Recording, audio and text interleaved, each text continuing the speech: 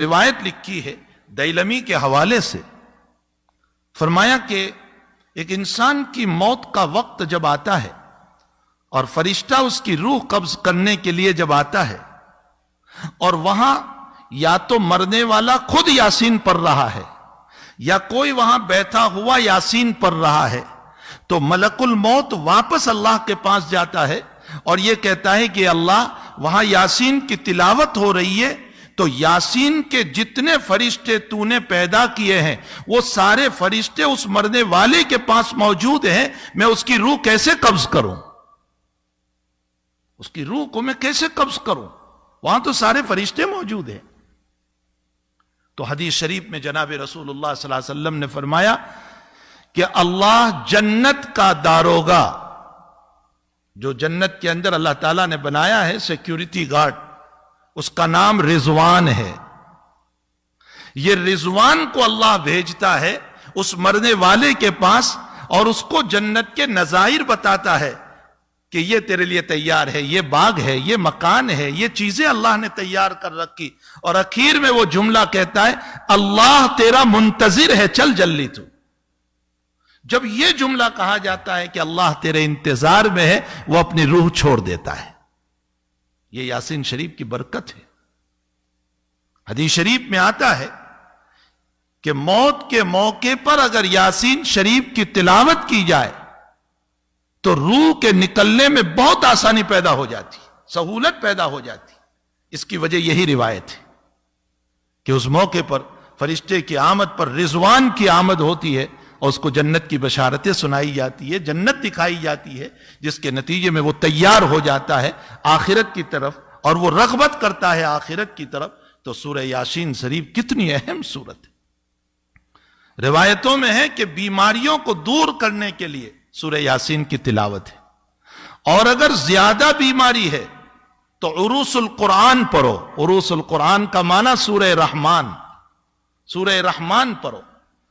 اور اگر لا علاج بیماری ہو گئی، ڈاکٹر نے منع کر دیا کینسر ہے اچھا نہیں ہوگا، ایڈس ہے اچھا نہیں ہوگا، فلاں بیماری ہے اچھی نہیں ہوگی، یہ وبا چل رہی ہے اور لنگز سارے ڈاؤن ہو چکے ہیں، اب یہ اچھا نہیں ہوگا، تو اللہ کے حبیب نے فرمایا سورہ تغابن پڑھو، اللہ لا علاج مرض کو اچھا کر دے گا۔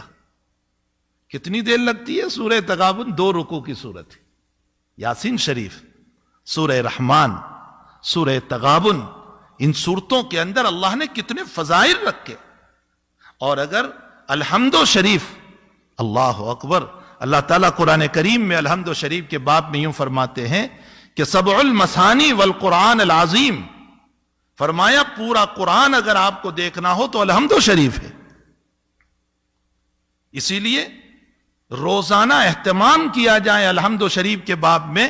مجدد الفسانی رحمت اللہ علیہ فرماتے ہیں کہ جیسے تیل ہوتا ہے، پیٹرول اور ڈیزل، یوں ڈالو اور بھڑک اٹھتا ہے، فرمایا سورہ فاتحہ وہ ایندھن ہے کہ یوں پڑھو گے اور اللہ تمہیں شفا دے دے گا، بشرطے کہ سچے دل سے پڑھو، یقین ہو اللہ تعالیٰ پر۔ نبی علیہ الصلوۃ والسلام کا معمول گرامی تھا کہ ہر نماز کے بعد، چاہے اس کے بعد سنتیں ہو یا سنتیں نہ ہو، سنتیں ہیں تو سنتوں کے بعد، اور سنت نہیں ہے تو فرض کے بعد، حضرت کا معمول تھا آیت الکرسی پڑھتے تھے ایک مرتبہ، تو آیت الکرسی پڑھی جائے۔ سورہ ناس اور فلق کے باب میں لکھا ہے کہ جو انسان ہر نماز کے بعد سورہ ناس اور فلق کو پڑھے گا، اللہ حاسدین کے حسد سے، جناتوں کے شرارتوں سے، بد اخلاق انسانوں کی شرارتوں سے اللہ اس کی حفاظت کرے گا۔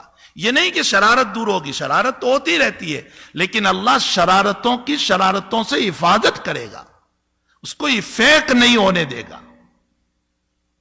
ایک حدیث شریف میں حضور پاک صلی اللہ علیہ وسلم نے فرمایا اگر تمہاری دنیا کے باب میں مسئلہ یہ ہو گیا کہ آمدنی کم ہو گئی، حالات ٹھیک نہیں ہے، ضرورتیں پوری نہیں ہو رہی ہے، آج سارے لوگ کہہ رہے ہیں نا ضرورتیں پوری نہیں ہو رہی ہے، آمدنی کم ہو گئی ہے، دکان ٹھیک نہیں چل رہی ہے، جاب نہیں مل رہا ہے، پریشانیوں میں مبتلا ہو گئے، اللہ کے نبی فرماتے روزانہ سورۃ الواقعہ کی تلاوت کرو۔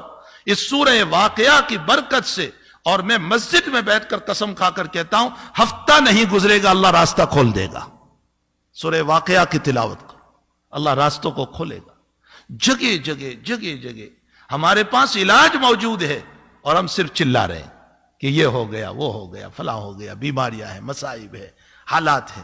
جبکہ اللہ تعالیٰ نے اس آگ کو بجھانے کی اور ان بیماریوں کو رفع کرنے کے لیے ہمیں قرآن کریم دیا ہے. ہمیں چاہیے کہ اس عظیم المرتبت قرآن کی روزانہ تلاوت کریں. کم سے کم 1 مرتبہ یاسین شریف روزانہ پڑھنا چاہیے, کم سے کم.